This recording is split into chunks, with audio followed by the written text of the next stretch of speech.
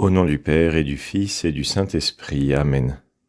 Mon Seigneur et mon Dieu, je crois fermement que tu es ici, que tu me vois, que tu m'entends. Je t'adore avec profonde révérence. Je te demande le pardon de mes péchés et la grâce de faire avec profit ce moment de prière.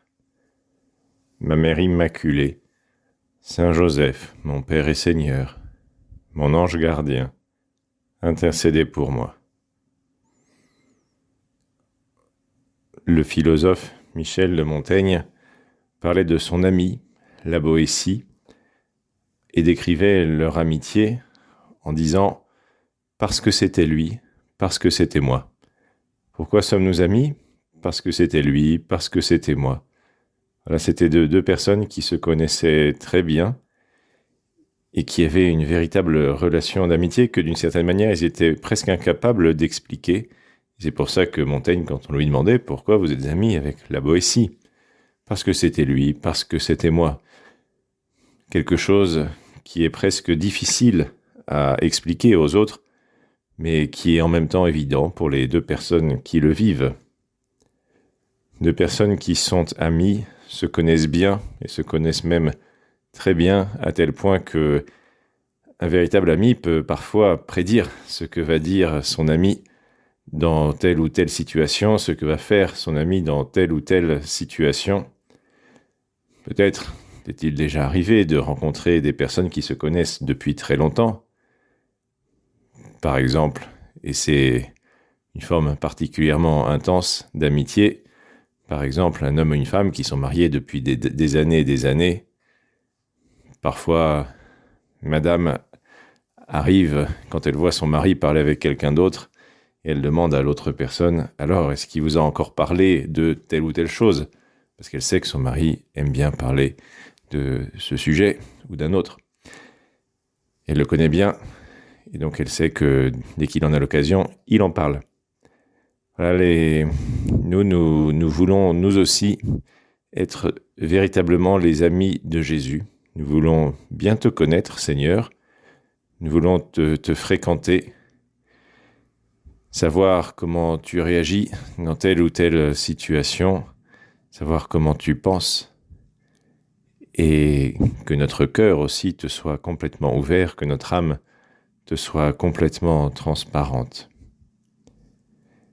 Mais il peut y avoir comme une caricature de l'amitié, comme une caricature de la connaissance de l'autre. C'est celui qui pense qu'il connaît l'autre alors qu'en réalité, il ne le connaît pas.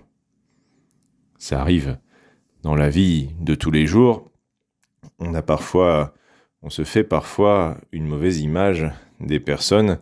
On peut même parfois, comme on dit, les mettre dans des cases. On peut les juger. Et ça, c'est très mauvais parce que une personne ne peut jamais être mise dans une case. Il y a un mystère qui nous est inaccessible, que d'une certaine manière, et même réellement, seul Dieu connaît. Même la personne elle-même ne le connaît parfois pas. Donc mettre les personnes dans des cases, dire un tel est comme ça ou comme ça peut parfois aider, mais c'est parfois très dangereux. Et c'est ce qui est arrivé à Jésus lui-même. Ses concitoyens, les habitants de Nazareth, d'une certaine manière, l'ont mis dans une case. Et quand ils se sont rendus compte que Jésus ne pouvait pas être mis dans des cases, qu'on ne pouvait pas l'enfermer dans des schémas préconçus, que toi, Seigneur, tu dépasses largement tout ce que nous pouvons imaginer, eh bien, ces habitants de Nazareth se sont trouvés très déstabilisés.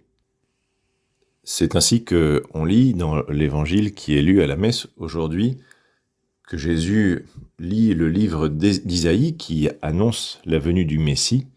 Jésus, en refermant le livre, leur dit « Aujourd'hui s'accomplit ce passage de l'Écriture que vous venez d'entendre. » C'est-à-dire, le Messie, c'est moi. Tous lui rendaient témoignage, raconte l'évangéliste Saint Luc. Tous lui rendaient témoignage et s'étonnaient des paroles de grâce qui sortaient de sa bouche.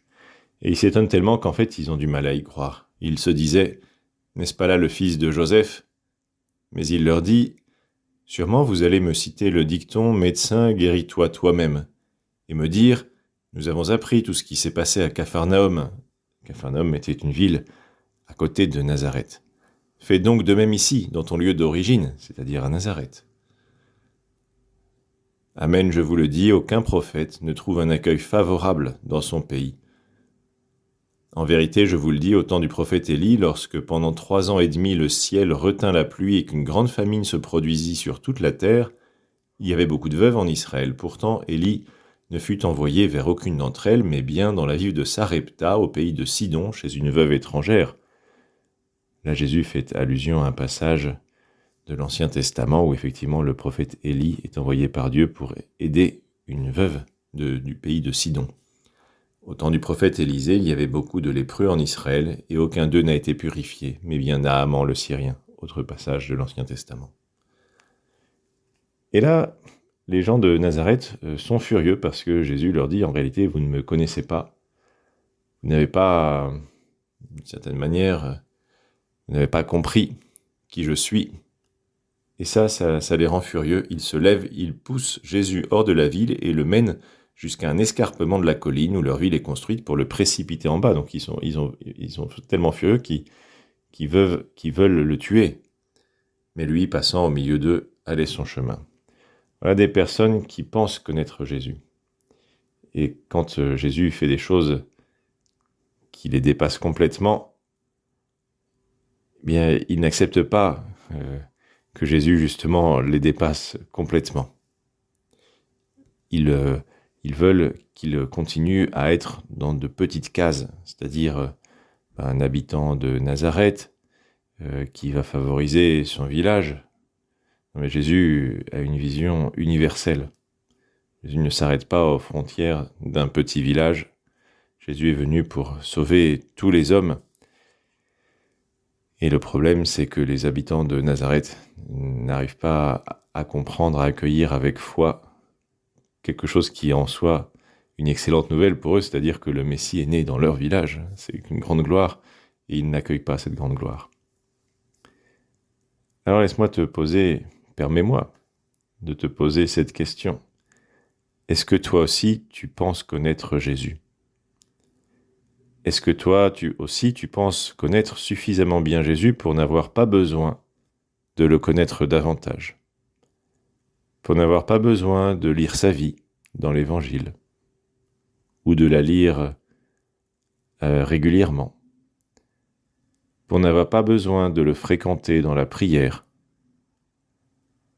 ou bien de ne le fréquenter que de temps en temps, mais sans régularité. Est-ce que toi aussi tu penses déjà avoir fait le tour de tout ce que Jésus peut t'apporter ? Ou bien, et Seigneur, c'est ce que nous te demandons parce que nous savons que c'est vrai, ou bien tu sais que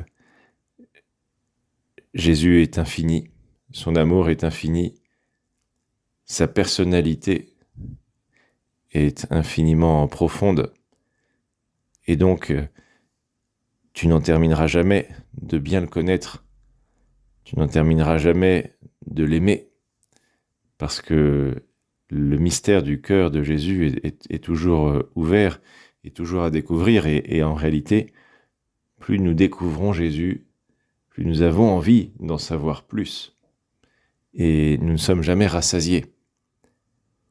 C'est vrai que parfois, avec d'autres personnes, nous sommes attirés par elles, et à un moment peut arriver une certaine lassitude. Voilà, nous avons envie de connaître aussi d'autres personnes. Avec Jésus, il n'y a pas de lassitude.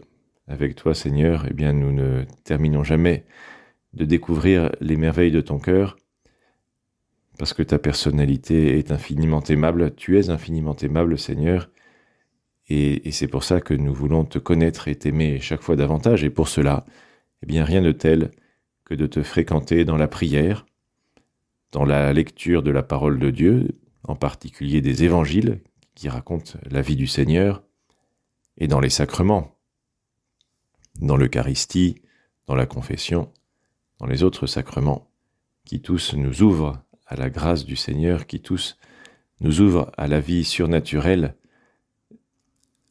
plus nous connaissons Jésus, plus nous cessons d'une certaine manière de voir en 2 dimensions pour voir, comme dit saint Paul, en 3 dimensions avec la hauteur, la profondeur, etc.